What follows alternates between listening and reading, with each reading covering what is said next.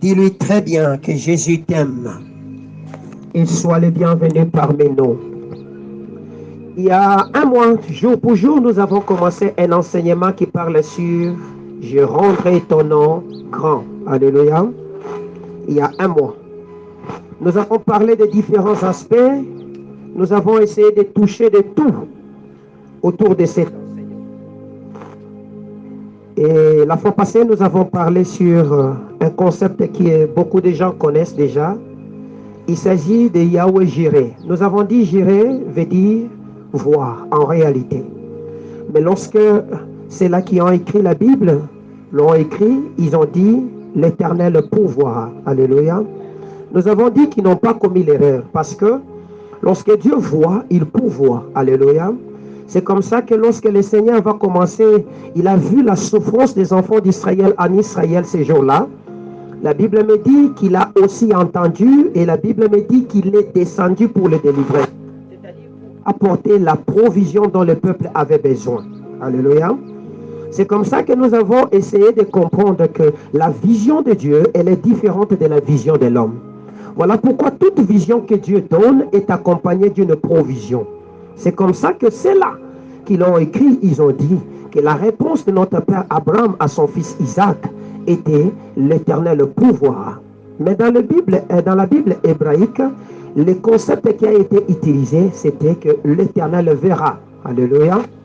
Que tout parent, lorsque un enfant lui demande quelque chose, de manière indirecte ou directe, et que si le parent n'a pas cette chose avec lui, le langage le plus facile d'un parent vers l'enfant veut dire, le parent dit naturellement, je verrai. Alléluia. Et quand un papa répond à un enfant que je verrai, cela veut dire qu'il a déjà trouvé la solution comment répondre aux besoins de cet enfant. Voilà pourquoi toute la semaine nous avons prié, afin que le Seigneur nous voie dans nos besoins. Parce que dans Philippiens chapitre 4, le verset 19, la Bible dit, il pourvoit à tous nos besoins par sa grâce. Alléluia. Et c'est pas que nous voulons continuer. Nous voulons continuer et terminer cet enseignement qui s'est étalé sur presque 4 semaines. Et aujourd'hui, nous allons parler de quelque chose que beaucoup de gens cherchent à comprendre. Ça fait beaucoup de temps. Il y a des gens qui vous diront, j'ai une vision. Alléluia. Il y a des gens qui vous diront, j'ai une idée qui me passe par la tête, ça fait un temps, je suis en train de travailler dessus. Et de ces 4 enseignements qui se sont succédés jour pour jour, vous allez voir que ce que Dieu était en train de vouloir avec Abraham, c'était de lui amener à voir. Alléluia. Et à bien voir pour accomplir ce que Dieu avait mis derrière cette vision là-bas. Mais ce matin, nous voulons comprendre les concepts qui dit vision. Alléluia. Parce que lorsque Dieu fait l'appel à Abraham dans Genèse chapitre 12 au verset 1er, voici ce que la Bible dit. Dieu dit à Abraham ceci, va-t'en de ton pays, va-t'en de ta patrie, va-t'en de ta maison, dans le pays que je t'indique. Je te bénirai, je rendrai ton nom grand, je ferai de toi une source de bénédiction. Alléluia. Le Seigneur lui a dit de partir vers un lieu qu'il lui indiquera. Alléluia. Je veux que nous puissions bien comprendre ces concepts parce que si vous n'avez pas bien compris ces concepts, vous risquez de mener toute votre vie sur la terre et passer à côté de l'essentiel de ce que Dieu a dit. Parce que ce que Dieu dit est contenu dans ces concepts qu'on appelle la vision. Lorsque Dieu dit à Abraham de partir, il lui a dit aussi, je te montrerai. C'est-à-dire, en d'autres termes, qu'il va lui donner une vision claire sur la chose qu'il veut faire avec lui. Chaque homme envoyé sur la terre a une vision que le Seigneur a établie sur sa vie. Et c'est à l'homme de chercher à comprendre cette vision et de mettre ainsi donc en pratique. Alléluia. Voilà pourquoi ce matin, avant de commencer, nous allons lire quelques passages. Nous allons lire l'enseignement. Et le texte que nous allons lire ce matin est tiré du livre de Actes des Apôtres, chapitre 10, le verset 9 jusqu'au verset 20e. Et nous lirons Proverbes, chapitre 29, verset 18. C'est tiré du livre de Genèse chapitre 1, verset 1er jusqu'au verset 3. Lisons. C'est bien. Actes des Apôtres chapitre 10, le verset 9 jusqu'au verset 20e. Actes des Apôtres chapitre 10, à partir du 9e verset, je lis au nom puissant de Jésus. Amen. Tandis qu'ils étaient en chemin et se rapprochaient de Jaffa, Pierre monta sur la terrasse de la maison pour prier. Il était à peu près midi. Il eut faim et voulut manger. Pendant qu'on lui prépara, il tomba. Il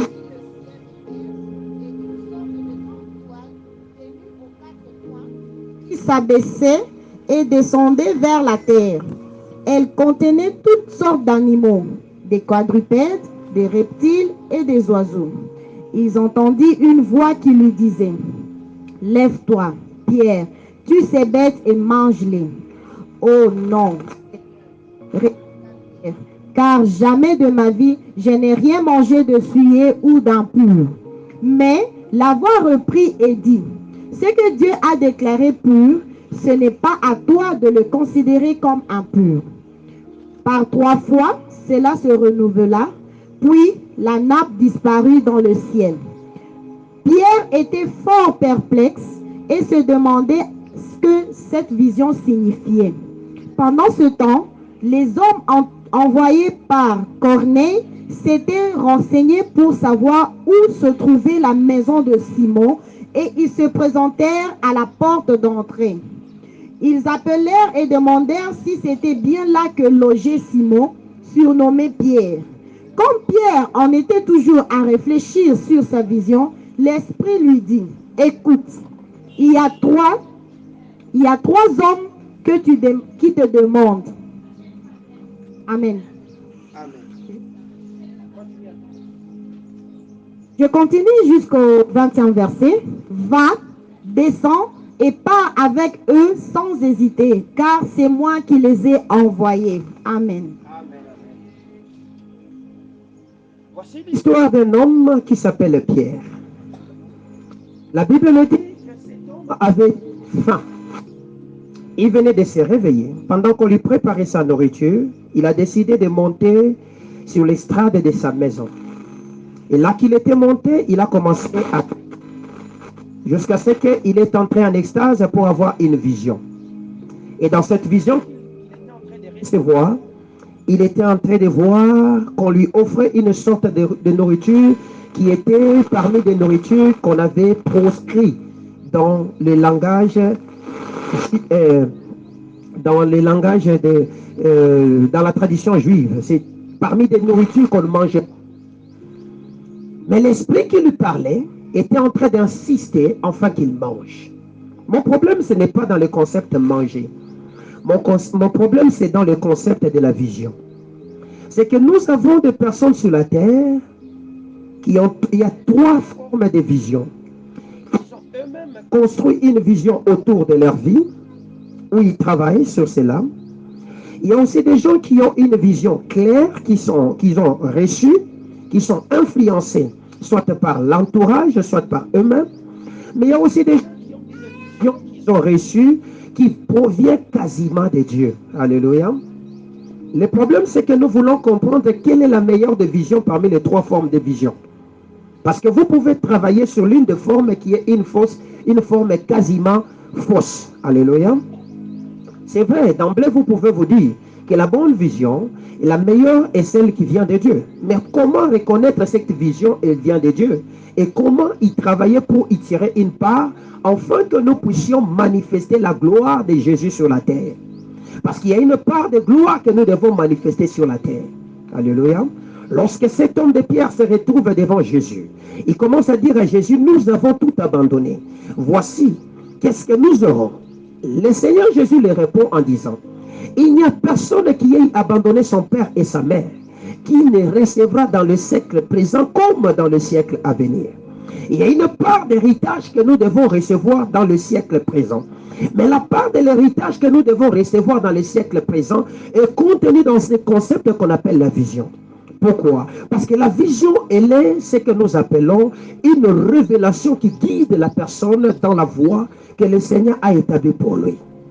Mais le diable peut aussi venir vous communiquer une vision sur laquelle vous allez travailler et perdre votre vie. Perdre et passer beaucoup de temps. Voici cet homme, lorsque Dieu lui apparaît, il lui donne une vision claire. Il lui dit, éloigne-toi un peu.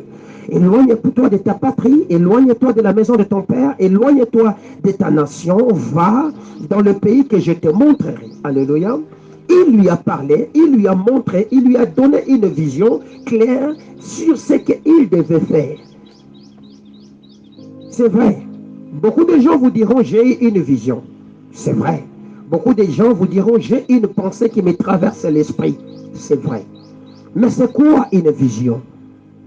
Parce que si vous ne connaissez pas ce que signifie une vision, vous allez confondre la vision d'un rêve, vous allez confondre la vision d'un songe. Or, ces trois concepts se différencient latéralement. Alléluia. Nous appelons rêve un ensemble d'idées, un ensemble d'images, un ensemble d'impressions qui se présentent à l'esprit de l'homme dans un sommeil. Alléluia. C'est-à-dire tout ce que je reçois comme idée, tout ce que je reçois comme impression d'image dans mon esprit dans un sommeil profond, cela est appelé rêve. Cela n'est pas une vision. Est-ce que je parle très bien? Nous appelons songe une pensée, une réflexion ou un souvenir qui tire sa racine dans ce que nous appelons songer. Alléluia. Mais le songe peut être reçu dans sa façon, dans la manière tout à fait lucide de la personne. C'est-à-dire, je suis en train de réfléchir sur quelque chose, une pensée me traverse par l'esprit et je réfléchis par rapport à cela. Ceci se différencie de ce que nous appelons rêve. Le rêve vient très souvent lorsque nous sommes endormis. Vous comprenez? C'est comme ça que beaucoup de gens te diront, j'ai vu. Ce que tu as vu la nuit là-bas, ce que tu as vu la nuit n'est que ce que nous appelons l'ensemble des clichés que nous appelons rêve. C'est différent de ce que je suis en train de définir aujourd'hui. Lorsque Dieu dit, je rendrai ton nom grand, c'est une vision claire, une révélation. Nous appelons ainsi donc, en troisième lieu, vision, une appréhension immédiate, ressentie dans mon esprit de manière claire et directe, alléluia, communiquée par la présence de Dieu. C'est ce qu'on appelle vision. C'est une forme d'appréhension que je ressens dans mon esprit, qui est communiquée par les divins ou par un phénomène surnaturel. C'est ce qu'on appelle. C'est-à-dire quoi? C'est-à-dire que je suis là, je ressens une image, je ressens une présence, et cette présence me communique une vie. Dans cette catégorie, nous pouvons donc ainsi dégager trois formes de vision. Alléluia. La première forme de vision, elle est cette vision qui s'adresse immédiatement à nos sens intermédiaires. Cette vision, c'est ce que Moïse avait reçu. Lorsque Moïse voit au travers d'un buisson un phénomène bizarre qui ne s'est pas décrit, qui était en train de se dérouler sous ses yeux, c'est que ce buisson était en train de se consumer. Il n'était pas en train de rêver. Il n'était pas en train de songer, mais il était en train de voir une vision. Et cela touchait directement au sens de cet homme. C'est que dans la vision, vous pouvez avoir une impression qui touche à vos sens. Vous comprenez? Les sens, c'est quoi? Les sens, ce sont les, comment dirais-je, les 5 ou les 7 capacités par lesquelles l'homme communique. Dans la dimension charnelle, j'ai 7 sens. Nous avons l'odorat, nous avons le oui, nous avons le toucher, nous avons. Vous comprenez? c'est que il peut y avoir que vous ressentez dans votre toucher quelque chose. Il peut y arriver que vous puissiez voir. Il peut y avoir que vous pouvez sentir ou écouter. Alléluia. C'est comme ça que la vision ne s'arrête pas seulement au niveau de votre esprit, de l'impression ou de l'appréhension au niveau de l'esprit. Non. Vous pouvez aussi entrer en communion ou en contact avec cette vision. Deuxième forme de vision. C'est cette vision qui se présente uniquement à l'imagination. C'est ce que Esaïe pouvait voir. Lors de la mort de roi, dans Esaïe chapitre 1er, voici ce qu'Esaïe dit. C'était, le nom m'échappe, le concept, les termes, ce roi m'échappe. À la mort de ce roi, Esaïe dit, je fus transporté en esprit. Alléluia. Et je me retrouvais devant le trône de Yahweh. Là, il y avait des chérubins, des séraphins qui adoraient et qui disaient Saint, Saint est le Seigneur. Alléluia. C'est que cette vision-là, c'est une imagination. Je veux qu'on comprenne bien. C'est une imagination, c'est-à-dire dans son imagination, il a eu une impression qui l'a amené à sortir et voir. Est-ce que je parle bien? Deuxième forme. La troisième forme, c'est celle qui s'adresse à l'intelligence de l'homme. Daniel chapitre 9. Vous voyez? Lorsque Daniel, dans Daniel chapitre 9, à partir du verset 20 jusqu'au verset 27, vous allez comprendre que Daniel a eu une vision claire. Mais cette vision, c'était une révélation. Alléluia. Une révélation, c'est-à-dire quelque chose qu'on a ouvert, qu'on lui a montré. C'est ce qui m'intéresse ici aujourd'hui. Dieu dit ceci. Je rendrai ton nom grand. Maintenant, quand toi tu reçois cette pensée de la part d'un prophète, de la part d'un homme de Dieu qui t'a dit, Dieu m'a dit de te dire qu'il rendra ton nom grand. Qu'est-ce que toi tu dois savoir? Tu dois chercher à comprendre. Est-ce une vision? Est-ce une impression qu'il a ressentie, qu'il te dit? Ou bien c'est juste un ensemble de clichés qu'il a reçus? Vous comprenez? Afin que tu y travailles pour y dégager la vie. Est-ce que je suis clair avec vous? Voici maintenant ce que Dieu dit. Dieu nous dit, je rendrai ton nom grand. Il donne des conditions. Va-t'en de ton pays, va-t'en de ta patrie. Éloigne-toi un peu. Voici, je ferai de toi une bénédiction. Ça, c'est Dieu qui parle, n'est-ce pas? Lorsque Dieu parle comme ça, il nous donne une recommandation. Il dit, on vient pendant la journée, on vous dit, voici la parole qui va nous gouverner en ces mois. Mais parce que cette parole-là est venue comme une impression, comme une révélation, qu'est-ce que je dois faire? Qu'est-ce que je dois faire? Je voudrais un peu vous enseigner afin que vous puissiez bien comprendre. Pourquoi? Parce que dans cette matière, beaucoup de gens se trompent. Et beaucoup de gens passent à côté de leur destinée. Parce qu'ils ont travaillé sur une fausse impression, qui n'est pas l'impression révélée de notre Dieu. C'est vrai que dans la vision, tout le monde peut recevoir la vision. Nebuchadnezzar pouvait recevoir la vision. Le pharaon pouvait recevoir la vision. Même les païens reçoivent des visions. Je dis bien, même les païens reçoivent des visions. Mais les chrétiens aussi reçoivent des visions. Pourquoi? Parce que c'est quelque chose qu'une divinité donne à l'homme. Alléluia. Et parmi les divinités, nous avons la divinité qui est au-dessus de toutes les divinités, qui est notre Yahweh. Il peut te donner. Mais aussi, les démons peuvent te communiquer une impression sur laquelle tu travailles, qui est une impression tout à fait fausse et négative. Ok? Oui. Pierre va recevoir une vision. Dans la vision que Pierre reçoit, voici ce qu'il dit. Il avait faim et qu'il était en train de prier. Lorsqu'il était monté sur le dessus de sa maison, et là il fut transporté en esprit. Voici qu'il y avait un homme qui s'est présenté à lui avec toute forme de reptile. Et parmi ces reptiles, il lui dit, mange. Vous comprenez?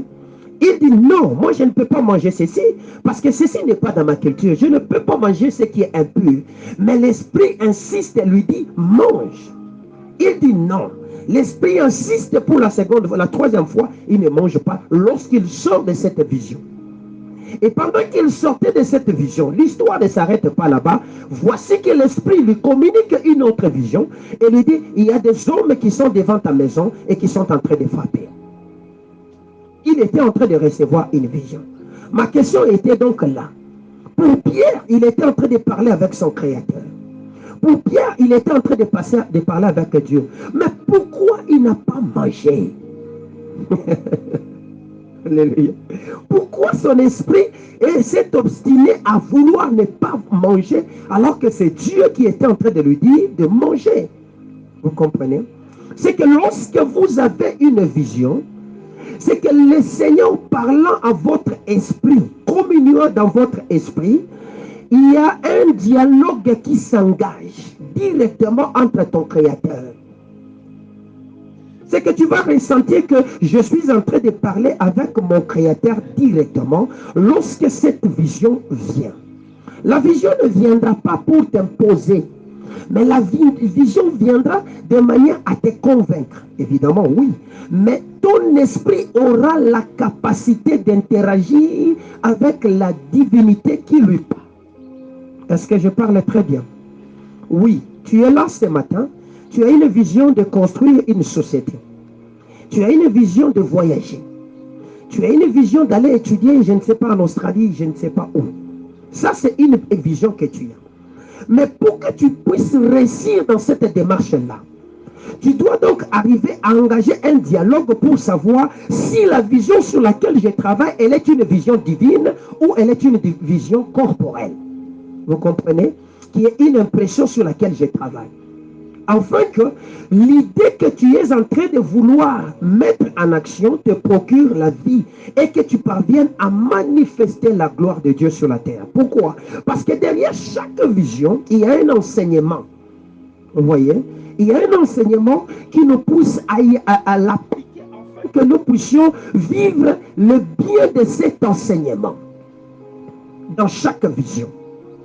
Or, cet homme d'Abraham, l'enseignement qu'il était en train de comprendre, qu'il devait comprendre, c'est que pour qu'il parvienne à saisir tout ce qui était de grand en lui, il devait à chaque instant s'éloigner. Alléluia. C'est comme ça que même lorsqu'ils arrivent dans Genèse chapitre 22 et qu'il arrive au pays de Moria, il s'est éloigné de la masse qu'il était en train de l'accompagner. Jésus-Christ lui-même, pour qu'il puisse entrer en communion avec la grandeur, il s'était éloigné. Alléluia. Même s'il devait amener Pierre et Jean à la montagne de la transfiguration, pendant qu'il priait, il s'est éloigné. C'est que la grandeur, dans sa vision, nous pousse, à nous éloigner de certaines traditions, de certaines cultures, de certaines manières que nous avons héritées de notre vie de tous les jours, afin d'entrer dans une autre culture ou notre façon de vivre. C'est comme ça que nous allons dégager ou accéder à cette grandeur-là. Alléluia. Vous voyez maintenant, beaucoup de gens qui ont porté en eux la vision de la grandeur, beaucoup de gens qui ont innové, qui ont fait de grandes choses, se sont éloignés. Posez-vous des questions. Pourquoi se sont-ils éloignés? Parce que la grandeur ne travaille pas dans le bruit. La grandeur ne travaille pas dans la masse. La grandeur ne travaille pas dans l'ensemble je ne sais pas, dans le cortège des gens. Non. La grandeur se taille dans le secret et dans l'intimité. Est-ce que je parle bien?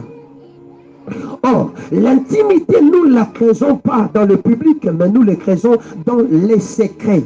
Est-ce que je peux bien parler à quelqu'un? Est-ce qu'on peut me calmer cet enfant? C'est comme ça que la grandeur viendra. Abraham arrive au pays de Moria. Il se rend compte, la Bible me dit, il leva les yeux et il vit. C'est que il est entré dans la perception ou dans la capacité de la voyance que Dieu lui avait communiquée. C'est comme ça qu'il pouvait voir. Votre vision deviendra une vision divine qui vous procurera la grâce que Dieu comment dirais-je, a dégagée dans cela lorsque vous allez chercher à l'associer à la capacité divine. À voir comme Dieu voit. C'est alors que cette vision travaillera. Alléluia. C'est comme ça que beaucoup de gens qui travaillent échouent. Sur des visions, ils échouent. C'est parce que cette vision-là n'est pas une vision qui est entrée dans la lignée ou dans la route de Dieu. Elle est restée une vision terrestre, une vision charnelle, une vision individuelle. Une vision qui n'est pas la vision communiquée ou enrichie par l'Esprit de Dieu. Pourquoi? Parce que derrière chaque vision, il y a un esprit. Alléluia. Derrière chaque vision, il y a un esprit. Et cet esprit qui est là, c'est un esprit de sagesse qui vous communique la pureté, la vérité et la justice de Dieu, afin que vous parveniez à dégager ce que Dieu avait préparé pour vous. Derrière chaque vision, il y a un esprit. Or, la vision, si elle est une révélation, ce n'est qu'une parole. Est-ce que je me fais comprendre? Ce n'est qu'une parole. C'est pour dire que derrière chaque parole de vie, il y a un esprit. Il faudra donc mettre cet esprit en action afin qu'il parvienne à vous permettre à vivre ce que Dieu a dit que vous allez vivre. Vous comprenez? Or, comment est-ce que je peux activer l'esprit que Dieu a mis derrière cette parole? C'est ça le problème. C'est ce que beaucoup de gens ne savent pas comprendre. Comment? Donc, activer cette vision que le Seigneur avait préparée pour moi. Comment est-ce que je peux les convertir? Comment je peux les transformer en une réalité et les pérenniser? C'est ça la question. Transformer ce qui est une parole afin que ça devienne une réalité. Je rendrai ton nom grand. C'est une parole. Est-ce que je parle à quelqu'un? Je rendrai ton nom grand. C'est une phrase, une parole que Dieu a dit, un son. Jusqu'à présent, ça n'a rien d'impact sur ta vie. Mais tu dois maintenant travailler pour que ce son devienne un son de vie. Est-ce que je parle à quelqu'un? Que ce son commence maintenant à te procurer la bénédiction qui est derrière ce son. Or, derrière ce son, il y a un esprit. Et c'est cet esprit qui travaille. Vous comprenez? C'est cet esprit qui travaille. Je vais prendre l'exemple de cet homme. Il s'appelle Joseph. Dans toute sa vie, il a eu beaucoup de visions. Et de toutes les visions qu'il a eues, ça lui a bien sûr attiré des problèmes et des troubles dans sa vie, qui a fait qu'il s'est retrouvé vendu et jeté même en prison. Mais pour voir que cet homme n'est pas sorti de sa vision, il travaillait par rapport à cette vision là-bas. Comment? Dieu avait dit à cet homme qu'il va être un grand, il va gouverner. Les gens vont travailler autour de lui. Imaginez que cet homme, dans l'exercice de la mise en place de sa vision, il a commencé ça en prison comme esclave. Déjà en prison, il était le leader de tous les prisonniers. Est-ce que je me fais comprendre? Dans la cour du roi Pharaon, il était le leader, il était le chef de tous les travailleurs. C'est que tu ne peux pas faire vivre le son qui est parole dans ta vie lorsque tu n'y travailles pas.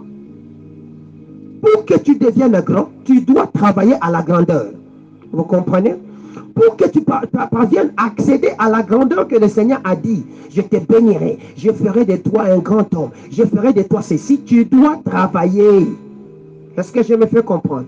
Maintenant, travailler comment? Travailler conformément à ces sons-là. Ces sons-là, c'est donc rester dans le son de la grandeur. Est-ce que je parle à quelqu'un? Le son de la grandeur veut dire quoi? Trouver comment est-ce que les gens qui t'ont précédé ont vécu la grandeur, ont manifesté la grandeur de Jésus. C'est alors que ces choses vont se manifester. Cet homme de Joseph devait gouverner. L'exercice de gouverner, même s'il était prisonnier, c'est-à-dire en d'autres termes, même s'il traversait le désert, il était en train de gouverner dans le désert.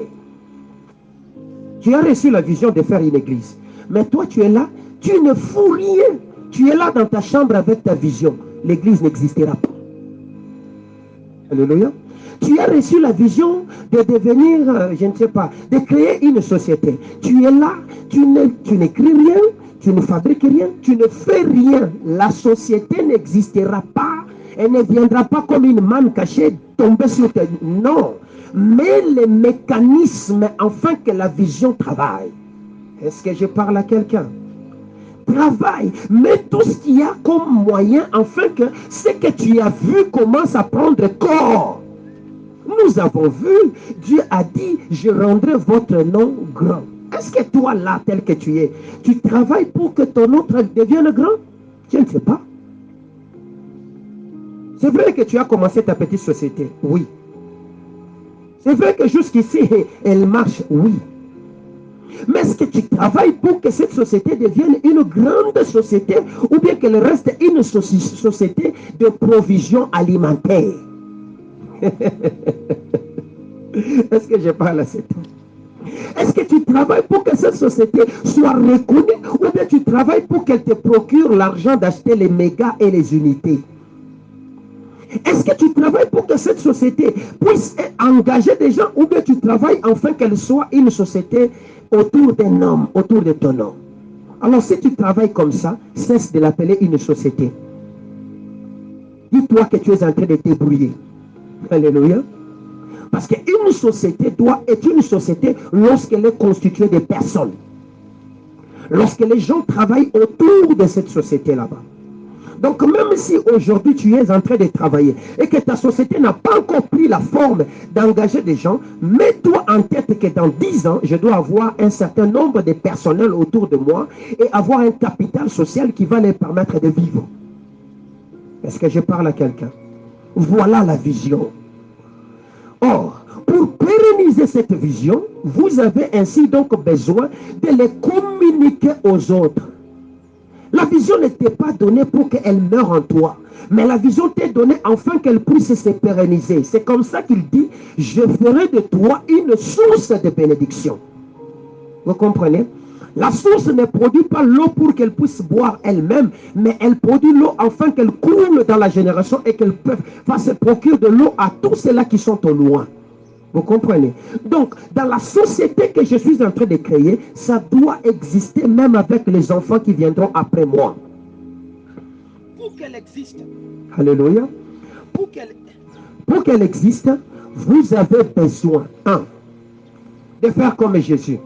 Qu'est-ce que Jésus faisait? La Bible me dit, tout le temps que Jésus était en train de prêcher, au soir, il se retirait avec les apôtres pour leur enseigner. Vous voyez? Il se retirait avec ses followers, comme vous pouvez le dire, pour les enseigner. Il y a des gens qui te regardent de loin. Il y a des gens qui sont là en train de voir. Ils attendent, est-ce qu'il va réussir un jour? Ce sont ces gens-là, si tu sais les sélectionner afin d'en faire de tes disciples et de leur communiquer ta vision, c'est alors que cette vision va se pérenniser. C'est comme ça que Colgate s'est pérennisé jusqu'aujourd'hui. C'est comme ça que Ketchup s'est pérennisé jusqu'aujourd'hui. C'est comme ça que toutes les sociétés, même les sociétés actuelles, sont en train de se pérenniser. C'est seulement les sociétés des chrétiens qui ne se pérennisent pas parce que les chrétiens sont égoïstes. Alléluia.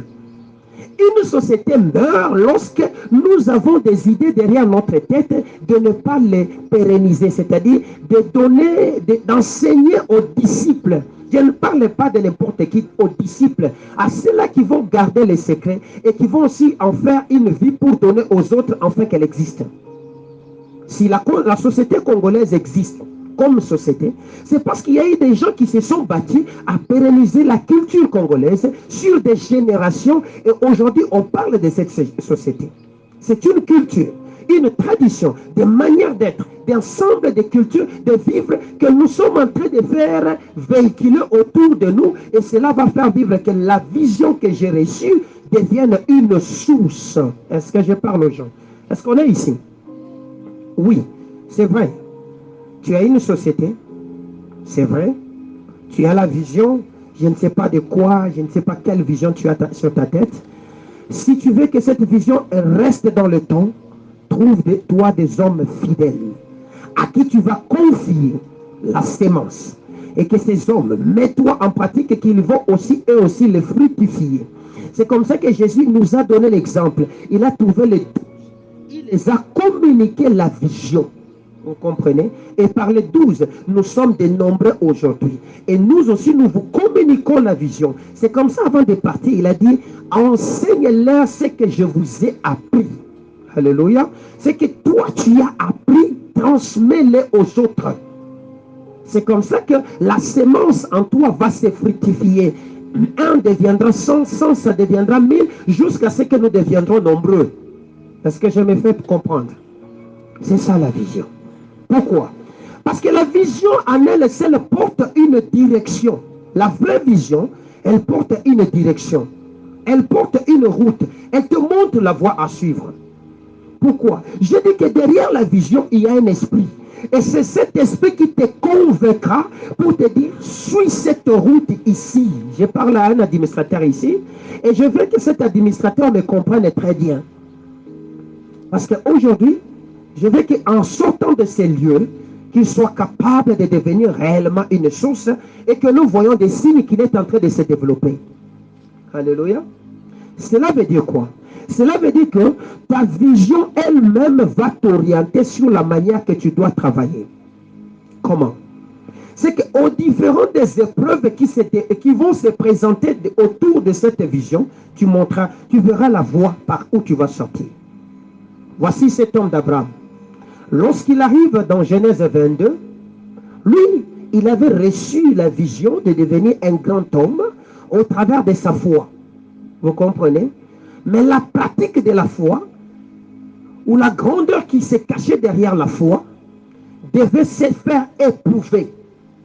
Il n'y a aucune vision que toi tu vas recevoir qui n'aura pas des épreuves. Jamais. Derrière chaque vision, il y a des épreuves. Pourquoi? Parce que c'est un modèle autour duquel le Christ est construit pour fabriquer ou former l'homme idéal qui va réussir dans la moule qu'on lui a mis. Vous comprenez? Pour que même si c'était une brique qu'on devait former, que la brique ait la capacité de résister à toutes les formes des intempéries. Voilà pourquoi, lorsque tu commences ta société, ce n'est pas le premier jour que tu vas commencer que tu vas réussir. Non, tu vas échouer. Tu vas rencontrer des difficultés, des refus. Tu vas voir des portes se fermer. Tu vas connaître le rejet, l'humiliation, la honte, l'opprobre. Tu vas connaître les discrédits. C'est la sorte de canal, de moule, c'est-à-dire c'est le feu qu'on met autour de ce four de briques que tu es, afin qu'il te procure et que la brique qui est en train d'être brûlée soit une brique cuite. Est-ce que je parle très bien? Oh, c'est à ce stade-là que beaucoup de gens abandonnent. Alléluia. C'est à ce niveau-là que beaucoup de gens laissent. Pourquoi? Parce que la pression étant tellement grande, le feu étant tellement grand, parce que c'est un feu puissant, il va se retrouver en train de consumer, et parce qu'il est en train de consommer et qu'il ne sait pas supporter cette chaleur, il dit non, je risque de mourir, j'abandonne. Écoutez ce que Dieu dit. Il dit, je bénirai l'œuvre de tes mains. Donc derrière chaque main ici, il y a une loi de bénédiction qui est établie. Mais Dieu attend que tu fabriques une œuvre, afin qu'il arrose par la pluie de la bénédiction. C'est ce qu'il attend. Lui, il a dit, je bénirai. Mais celui qui va mettre l'œuvre en action, c'est toi. Mais tu le mettras en action comment? Lorsque tu vas puiser dans ta vision là. Et dans cette vision là-bas, lorsque tu vas commencer à travailler dessus, c'est alors que Dieu va les bénir. Voici Joseph en train de faire la pratique de diriger les gens en prison, dans la cour royale, jusqu'à ce qu'un jour, il s'est fait des connaissances, des contacts, afin que ces contacts puissent l'ouvrir. Vous voyez, j'ai dit, c'est une route. Ces contacts-là lui ont ouvert une route vers le pharaon, et on l'a reconnu au travers de ces contacts, parce que ces contacts étaient bien reconnus. C'est comme ça qu'il est allé maintenant diriger des grands. Vous comprenez? Au travers la sagesse qu'il avait. C'est comme ça. Mais si tu es resté sur le point de caler cette vision dans ta tête, comme une expérience de voyance, et que cela ne peut pas se transformer, tu vas échouer. Est-ce que je parle bien? Tu vas échouer. Prends cette provision, amène-la dans la dimension charnelle. Vous comprenez? Travaille-y. C'est vrai. Au début, on va se moquer de toi. C'est vrai. On va dire qu'il bricole. Parce que la bouche de l'homme, elle est toujours une bouche méprisante. Elle ne voit pas de bien. Elle ne fait que voir de mal. Elle va te décourager. Mais nous ne sommes pas conduits par les yeux des hommes, mais nous sommes conduits parce que nous regardons les yeux de Dieu. Nous regardons en haut, nous nous affectionnons aux choses d'en haut. Si je sais celui qui m'a appelé, si je sais que cette parole sur laquelle je travaille est une parole authentique de Dieu, même si j'échoue 10 fois, je vais m'appliquer parce que je sais que je vais réussir. Cet homme de qui, comment on l'appelle, le président de Microsoft, il a échoué combien de fois? Lisez son histoire. Il a échoué au moins 3 fois. Il commence dans sa petite chambre pour la première fois, il échoue. Il commence à voir pour il échoue. Mais c'est à la 3e fois qu'il a commencé à voir un modèle. Et aujourd'hui, c'est un multimilliardaire sur la terre. Tu as peur d'échouer, pourquoi? L'échec, ce ne sont que des paliers de notre élévation. Vous comprenez? Tu peux échouer aujourd'hui, tu peux échouer demain. Mais qui te dit que demain tu vas échouer? Rien. J'ai dit, dans la voie ou la direction de la vision, il y a un feu. Et ce feu, vous devez traverser des temps. Si vous avez peur de traverser le feu, vous n'allez jamais vivre la qualification. Je vais encore plus loin. Sachez-le que vous n'avez pas été envoyés sur la terre comme étant des courtiers, ou je ne sais pas, des vagabonds sur la terre. Non. Vous avez des missions en vous. Vous êtes des missionnaires sur la terre. Et étant missionnaire, vous êtes porteur d'une vision authentique en vous. Cherchez à connaître cette vision là-bas. Est-ce que je parle bien? Est-ce que je parle bien? Pourquoi? Parce que aussi longtemps que tu ne chercheras pas, Proverbe chapitre 28 nous dit, faute de connaissance, par manque de révélation, mon peuple est sans frein. Alléluia. Par manque de révélation, mon peuple est sans frein. Là où il n'y a pas de vision, tu vas commettre toute forme de bêtises. Là où il n'y a pas de vision, tu vas commettre toute forme d'erreur. Parce que la vision n'est pas là. Donc, en réalité, nous sommes conduits par des paroles. Un ensemble de paroles englobées dans ce que nous appelons la vision. Vous voyez? Cela nous cale afin que nous ne puissions pas sortir de la direction de la route. Alléluia. Parce que cela nous cale dans cette route là-bas. Je vais donc, toute la fois que je vais commettre l'erreur, cette parole va retentir à moi pour me dire que tu es dans le faux, rentre dans le vrai. Est-ce que je me fais comprendre? C'est comme ça que tu peux recevoir une vision.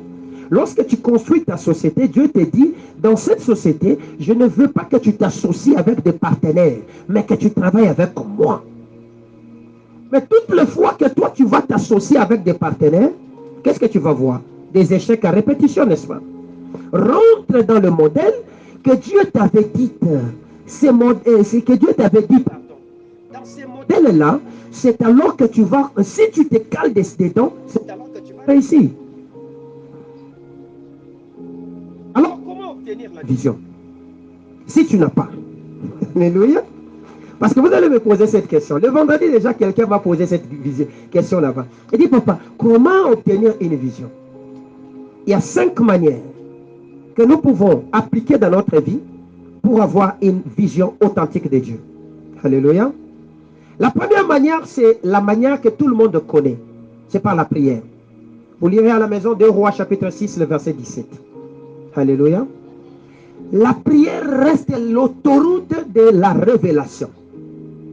La prière reste l'autoroute de la connexion avec Dieu. Vous voulez vous connecter à votre divin, vous avez besoin de la prière. Or, lorsque nous dialoguons avec Dieu, nous avons à chaque instant un créateur qui nous parle. Vous ne pouvez pas prier sans avoir ce qu'on appelle le retour à la prière. Le retour à la prière existe toujours. Mais nous avons des chrétiens aujourd'hui qui sont devenus des monologues. C'est qu'ils parlent beaucoup, ils ne laissent pas le temps au Saint-Esprit de leur parler. Lorsque vous priez, ayez aussi le temps de vous taire et d'écouter ce que l'Esprit vous dit. Or, Dieu parle tantôt d'une manière, tantôt d'une autre. Il peut vous rappeler des choses. Il peut vous donner des visions. Il peut vous faire rêver. Il peut vous donner des songes. Un événement peut se passer autour de vous. Quelque chose peut venir à l'œil. Vous comprenez? Moïse ne priait pas. Lorsqu'il a vu le buisson en feu, mais il a été juste attentionné. Il a compris que ça c'est un phénomène anormal. Qu'est-ce qui se passe? Il s'est approché. En s'approchant de là, c'est alors que ce buisson a commencé à lui parler. Et il a compris le message. Donc, ce n'est pas seulement le temps que je passe à marmonner, à beaucoup parler. Et je ne laisse pas le temps à mon Dieu de me répondre. C'est comme ça que je le passerai à côté. Je dois marmonner, oui. Mais je dois aussi écouter. C'est comme ça que quand nous prions, des fois on vous dit, on s'était maintenant. Sentez l'esprit. Écoutez. Donc quand on dit, on s'était maintenant, sois concentré, vois. Tu ouvres largement les yeux pour me regarder moi. Qu'est-ce que tu regardes dans mon corps? J'ai ajouté une troisième main ou un quatrième pied. Non. Je suis resté ce que je suis. Concentre-toi sur ce que tu étais en train de voir, de prier. Pendant que tu te concentres là, il y aura des paroles qui vont commencer à entrer dans ta tête là. C'est comme ça que le pasteur te dira, j'entends, l'esprit est en train de me dire. Toi tu penses que l'esprit est venu, il a dit, je dis ceci, dis-lui ça. Non. Il a eu des idées, il a eu des clichés, il a eu des imaginations, il a pensé à quelque chose. C'est comme ça qu'il te dit, l'esprit me dit de te dire ceci. C'est ça la manière la plus efficace que l'esprit nous parle. C'est vrai que Dieu parle aussi de manière audible, mais naturellement, il parle, oui, je ne refuse pas, mais très souvent, c'est l'ensemble des clichés qui passent rapidement dans notre esprit. Quand tu pries là, ce n'est pas dit que ton esprit divague, hein, mais je suis concentré, directement mon esprit me montre la ville de Lubumbashi. C'est-à-dire l'esprit me dit, prie pour la ville par exemple. Pourquoi? Quand je vois la ville, là directement dans mon esprit, je dis Seigneur, pourquoi Lubumbashi? Qu'est-ce qui se passe en plein centre-ville? Il va te montrer un autre cliché. Quand tu vois ces clichés, par exemple, la poste, qu'est-ce qui se passe à la poste? Il te montre un autre cliché. C'est comme ça que Dieu parle. Pourquoi? Il aime entretenir cette relation d'intimité. C'est anormal. Nous passons 5 heures de temps, tu dis à l'enfant à la fin, qu'est-ce que tu as vu? Rien. Qu'est-ce que tu as entendu? Rien. L'esprit t'a dit quoi? Je ne sais pas. Tu n'as pas. Tu n'étais pas avec nous. Tu étais ailleurs. Alléluia. Première manière pour obtenir la vision, c'est la prière. Deuxième manière pour obtenir la vision, c'est dans des moments de difficulté. Alléluia. Les afflictions. Très souvent, est-ce qu'on peut être concentré ici? Très souvent, lorsque on traverse des moments difficiles, l'Esprit parle beaucoup. Alléluia. Voici ce que la Bible dit. Je l'emmènerai dans le désert, afin d'instruire son esprit. Vous comprenez? Dieu amène souvent certaines personnes dans des moments de désert pour leur parler. Est-ce que je parle à quelqu'un? Il t'amène dans cette difficulté-là afin de parler. Si dans le désert que tu traverses aujourd'hui, tu ne sais pas tirer un enseignement de ce désert-là, tu n'y sortiras pas. Aussi longtemps que tu n'as pas encore vu, compris, pris des leçons de ton désert, le désert ne se terminera pas. Le désert se termine lorsqu'on comprend. Ici, j'avais commis telle erreur. C'est que je ne dois pas faire ceci. Là, tu commences à trouver la porte, la voie de sortie. Donc, lisez Job, chapitre 42, verset 5. Vous allez voir que Job a fini par comprendre. Alléluia. Son affliction lui a enseigné des choses. Et ce qu'il avait compris là-bas, il a tiré une vision. Alléluia. Troisième des choses, c'est la pureté de ton cœur. Il n'y a aucune vision qui vient dans la saleté. Il n'y a aucune vision qui vient dans la saleté. Toi, tu es toujours dans les Dawayampanya, tu es toujours dans des boîtes de nuit et consorts. Tu penses que tu vas recevoir une vision dans les boîtes de nuit. Toi, tu es toujours là en train d'écouter Bibi. de Fali. Tu penses que tu vas recevoir une vision dans ce que Bibi, là, Fali chante là comme Bibi. Tu n'as aucun moment de t'inspirer même par des musiques instrumentales douces et réfléchir sur ta vie. Rien. Tu es toujours, quand on entre chez toi, il n'y a que Fali en répétition. Non, tu sais, il a dit ceci. Tu passeras à côté de tout. Est-ce que je parle à quelqu'un? Vous êtes en train de me regarder. C'est une vérité. Vous pensez que si je prêche ici, je n'écoute pas ce qui se passe dans le monde? Même dans les bus, on écoute, n'est-ce pas, non? Oui, oui. Je vois aussi des enfants quand je pars chez lui. Tu entres comme ça. Diminue insidieusement, donc avec douceur. Son boomer là, avec douceur. Il diminue avec douceur. Mais vous avez le ressenti de Bibi. Alléluia. Vous avez le ressenti de ces chansons là-bas en boucle. Si ce n'est pas ça, il est en train d'écouter Jay-Z, Pharrell, Dr. Dre et consorts. Non! Papa, ces gens-là sont inspirés par le diable lui-même en personne. Et quand tu prends beaucoup de temps à les écouter, tu es en train de déloger Christ et d'installer le diable.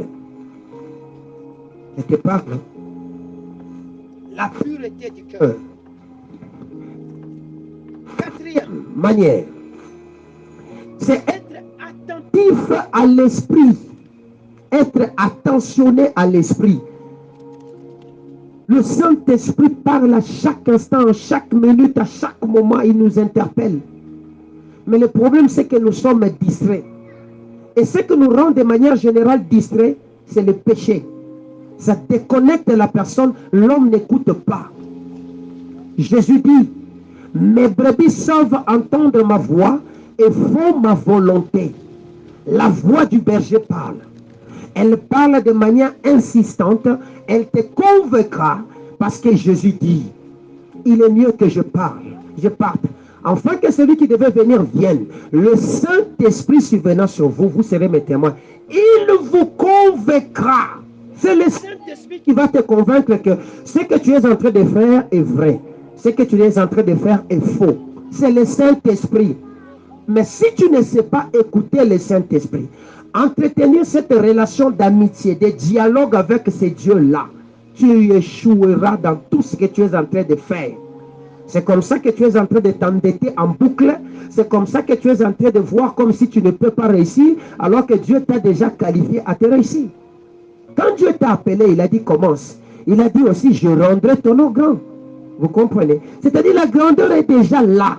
Le problème, c'est que tu n'écoutes pas ce que le Saint-Esprit te dit à faire. C'est comme ça que tu répètes les mêmes erreurs. J'étais en train de prier, préparant ces messages. On m'a montré l'engrenage. Et je posais la question, pourquoi l'engrenage? Dieu m'a dit, beaucoup de gens sont dans l'engrenage. Vous comprenez? C'est-à-dire, la roue est en train de tourner sur elle-même. Elle tourne.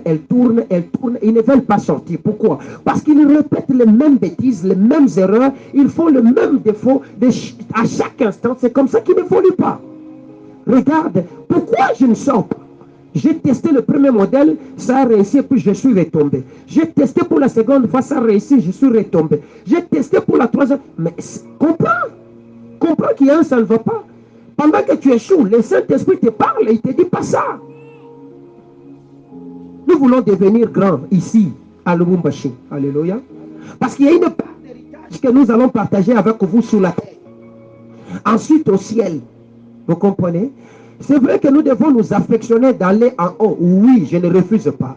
Mais quel est l'impact que toi, tu vas rester sur la terre? Abraham a commencé à faire un travail sur la terre en inscrivant son nom en grand, en caractère majuscule dans le temps de la terre. Ici d'abord. Ensuite, il est allé au ciel pour devenir le saint d'Abraham. Vous comprenez? Tu es là. Tu as aujourd'hui 10 ans, 20 ans, 30 ans, 40 ans, je ne sais pas, bientôt 50 ans, 60 ans. Mais il n'y a rien, on ne te connaît même pas par les enfants. Ils ne te connaissent pas. S'ils te connaissent, c'est seulement par ta barbe blanche. S'ils te connaissent, c'est parce que ton corps a des modifications. Soit tu as une grosse tête, tu as des pieds comme ceci. Ils connaissent le vieux. Le vieux là qui a une grosse tête là. Oui. C'est anormal. Vous comprenez? Qu'est-ce que toi tu as apporté dans les quartiers que tu habites? Qu'est-ce que tu as fait? C'est parce que tu ne travailles pas sur la vision que Dieu t'a donnée. Et cinquièmement, c'est la foi. Alléluia. Vous voulez avoir la vision? Vous devez être des hommes de foi. 1 Corinthiens chapitre 13, verset 13. Voici ce que la Bible dit. En tout cela, il dit ceci. Voici ce qui reste. 3 choses demeurent. Il dit la foi, la persévérance et l'amour. Mais ce qui est plus grand, c'est l'amour. Tu as commencé ton entreprise, mais tu n'aimes même pas cette entreprise. En aucun jour, tu es en train de jeter ou de faire des éloges de ta propre société. Lorsque tu poses la question sur ta société, c'est une petite société. Elle ne deviendra jamais grande. Parce que dans ton langage, là, tu la qualifies déjà petite. Elle ne deviendra jamais grande. Il n'y a pas de grands arbres sans un fruit, un grain. Tout ce que nous voyons comme des arbres ici, ont commencé par des petits grains qu'on a plantés. Ensuite, c'est devenu des arbres. Vous comprenez? Si dans ta mentalité là, tu ne sais pas voir grand dans ce que tu es en train de faire, Dieu ne te rendra pas grand. Donc, change ta manière d'être. Dis-toi, c'est une grande société en formation. Vous comprenez? Dis-toi, c'est une grande société en moment de transit. C'est comme ça que la société deviendra grande. C'est aussi l'image de la foi. Mais la foi, c'est quoi? La foi est une parole qu'on entend et sur laquelle nous travaillons avec assurance. Tu as entendu, Dieu t'a dit, commence. C'est une parole, n'est-ce pas? Mais vas-y avec assurance, même si tu as échoué pour la première fois. Reste ferme à cette idée là-bas. C'est alors que tu réussiras dans ce que tu es en train d'entreprendre. Si tu n'as pas la foi, comment tu veux persévérer dans quelque chose où tu ne crois pas? Parce que la persévérance découle. C'est le second pied, le second pas de la foi. Alléluia. Mais dans tout ça, nous avons l'amour. Je dois aimer ce que j'ai fait, mettre la foi et persévérer. C'est alors que je réussirai dans ce que je suis en train de faire. Est-ce que je parle aux hommes qui m'écoutent? Même vous, les enfants qui allez commencer les études dans quelques jours ici. Si vous ne savez pas aimer ce que vous faites, vous ne réussirez jamais. Le plus grand secret pour réussir dans des cours difficiles, c'est d'abord commencer par aimer ces cours et aimer l'enseignant qui vous donne ces cours là-bas. Or, ce que les élèves commettent comme erreur, c'est quoi? C'est qualifier le professeur de mauvais et haïr les cours. Tu ne réussiras jamais. Au-delà de tout ça, travaillez. Lisez, c'est alors que vous deviendrez grand. Alléluia. C'est là que vous allez voir une vision dégagée. C'est dégagé de ce que vous êtes en train de faire. Donc, pendant que je suis en train d'étudier, j'y crois, je persévère, je mets l'amour. C'est comme ça que le Seigneur va me dire, à l'approche de la fin de mes études, fais la médecine. La vision sort maintenant. Fais le droit. La vision sort. Fais l'économie. Mais quand vous avez commencé à l'école maternelle, est-ce que tu savais que tu allais devenir juriste? Non. La persévérance, l'amour, la foi que tu as mis dans le travail que tu faisais depuis le premier maternel jusqu'en 6e des humanités, c'est alors que tu es en train de dégager un fruit. À la sortie de ces, je ne sais pas si c'est 15 ans d'études, de primaire et secondaire, tu vas maintenant voir, oui, ici, je suis qualifié à faire les études d'ingénieur. Si tu n'as pas la foi, tu n'as pas la persévérance, tu n'aimes pas ce que tu fais comme étude, mon fils, même si tu peux avoir un diplôme, on te dira, qu'est-ce que tu fais à l'université? Je suis en train de réfléchir d'abord. Je suis en train de réfléchir. Je suis en train de réfléchir. Parce que tu n'as pas su travailler. Est-ce que je parle très bien? Alors, pour descendre, retenons que la vision nous donne une direction, un vouloir divin de Dieu. La direction est là, oui. Le vouloir de marcher nous est donné par la vision. Retenons aussi que la vision nous donne des repères à suivre. Alléluia. Tu ne peux pas avoir une vision sans repères. Voilà pourquoi Dieu pouvait dire à Abraham, va dans le pays de Moria. Sur ces collines-là, je te montrerai. Les repères, c'était le pays de Moria. Mais dans le pays de Moria, il y avait beaucoup de collines que Dieu devait montrer. Vous comprenez? Dieu ne peut pas dire va. Il t'envoie seulement. Il t'a dit va à Lubumbashi. Oui, tu es arrivé à Lubumbashi. Mais il y a un repère à Lubumbashi. Ça peut être le plateau. Reste au plateau. Mais quand tu arrives au plateau, pose la question maintenant. C'est sur quelle colline au plateau je dois maintenant sacrifier? C'est alors que la voie de la provision viendra te donner l'agneau que tu cherches. Est-ce que je parle très bien? 3. La vision nous donne la motivation. C'est ça la différence. Une vision de Dieu, tu vas te voir motivé, même si tu échoues 100 fois. Tu auras toujours le courage de continuer. Je vais réussir, je vais réussir, je vais réussir. Pendant que les gens voient que tu es en train d'échouer, mais toi tu crois que tu vas réussir. Parce que derrière ça, il y a un esprit. Et cet esprit te motivera. Alléluia. Mais si ce n'est pas la vision de Dieu, tu vas te décourager. C'est ça la différence. Une vision de l'homme, nous, quand on y travaille, on finit par se décourager. Mais la vision de Dieu, même si ça prend 25 ans, tu ne vas pas te décourager. Alléluia. Voilà pourquoi nous avons donc besoin, si nous n'avons pas de vision, de les demander à Dieu. Mais si nous avons des visions, de chercher à comprendre cette vision pour y travailler et le pérenniser pour la suite des temps. C'est à cette condition-là que Dieu dit, je rendrai ton nom grand. Est-ce que je me fais comprendre? Est-ce que j'ai bien démontré? Dieu ne te rendra pas grand si tu n'es pas un travailleur. Pardon, je m'excuse. Les gens m'écoutent. Dieu dit, je rendrai ton nom grand. Oui, c'est un mot, c'est un son. Mais si tu ne travailles pas sur la grandeur ne viendra jamais sur ta vie. Jamais. Travaille sur la grandeur dans le secteur que le Seigneur t'a appelé. Dieu n'a pas appelé tout le monde à être évangéliste, docteur, prophète, pasteur ou apôtre. Il y a aussi des gens que Dieu a appelés à être ministre, huissier, sentinelle, je ne sais pas, fermier, receveur, chauffeur. Travaille par rapport à cela.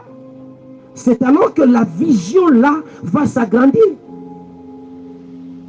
Vous n'avez jamais vu un simple couturier devenir un grand couturier aujourd'hui, devenir multimilliardaire. Mais au Congo, on église, n'est-ce pas, les couturiers? Mais nous avons beaucoup de grands couturiers aujourd'hui. Nous avons des Pierre Cardin, des couturiers français, des couturiers. Mais quel est le couturier congolais qu'on connaît? C'est parce qu'on néglige. Il n'y a personne qui travaille dans cette vision là-bas. Si tu travailles dans cette vision-là avec force, tu réussiras. Est-ce que je parle bien? Est-ce que nous ne connaissons pas des grands architectes? Ils sont là, non? Des gens qui ont construit la Burj Khalifa à Dubaï. C'est un grand architecte, n'est-ce pas? Est-ce qu'au Congo, on n'a pas d'architecte? Si, on a des architectes. Mais pourquoi leur nom n'est pas sorti? Parce que le principe n'est pas développé. Vous comprenez? Et travailler cela avec fermeté. Travailler cela avec foi. Persévérer. Y mettre de l'amour. Voir que Dieu est là. Même si les erreurs apparaissent aujourd'hui, les échecs apparaissent aujourd'hui, demain je réussirai. C'est alors que ton nom deviendra grand. Là que tu travailles dans la fonction publique, travaille. Parce que c'est Dieu qui t'a donné ce travail là-bas. Même si tout le monde dit, la fonction publique ne paye pas. Et ce sont les derniers. D'ailleurs, le salaire le plus gros, c'est 250 000 francs congolais. D'accord. Dans la fonction publique, ici au plateau, on connaît des gens qui ont des immeubles. Dans la même fonction publique là-bas, nous connaissons des gens dont les enfants sont en train d'étudier en Turquie, partout là-bas en Europe. Dans la même fonction publique là-bas. Parce qu'ils travaillent avec une vision. Église, pardon. Je vous en supplie. Au nom de Jésus. Cessons d'être des spectateurs, mais devenons des acteurs. Alléluia. Cessons d'être des observateurs, devenons des participants. Alléluia. Parce que Christ nous a rendus capables d'avoir part à l'héritage des saints. Alléluia. Jésus-Christ lui-même a participé à l'œuvre du salut. Le salut était un mot que Dieu avait promis sur la terre. Mais pour que le salut prenne la forme physique, l'homme du salut est arrivé. Il s'est donné à sa mort à la croix et par lui nous sommes sauvés. Il n'y a aucune parole qui transformera ta vie s'il n'y a pas d'action. Derrière chaque parole, il faut qu'il y ait l'action. Et c'est l'action qui transforme. Les deux choses transforment. Est-ce que je parle aux gens? Ce sont d'être des chrétiens qui sont là seulement en train de dire Mungu Baba, Tenda, j'étais ceci et consort. Cela n'arrivera pas. Cela n'aura pas lieu. Remarquez que beaucoup de gens qui passent leur temps au Django en train de dire Uko Wapi, Mungu Tenda, des trucs du genre, ce sont des gens naturellement, vous allez voir, leur santé se sont amoindris, ils n'ont plus de beauté, ils ont tout perdu, ils ne gagnent pas parce qu'ils ne travaillent pas. Nous devons travailler. Alléluia. Chacun dans le domaine pour lequel le Seigneur nous a appelés. Si c'est dans l'œuvre, travaille. Passe du temps en train d'étudier la parole de Dieu. Passe du temps à chercher des révélations. C'est que tu vas dire au peuple, afin que le peuple avance. C'est alors que ça ira de l'avant. Mais si tu ne sais pas travailler, ton ministère là ne décollera jamais. Est-ce que je parle aux gens? Si tu ne sais pas perfectionner, à aimer ce que tu fais, ton ministère là ne décollera pas. Est-ce que je parle à quelqu'un? Que mon Dieu vous bénisse. Est-ce qu'on peut acclamer le roi des rois?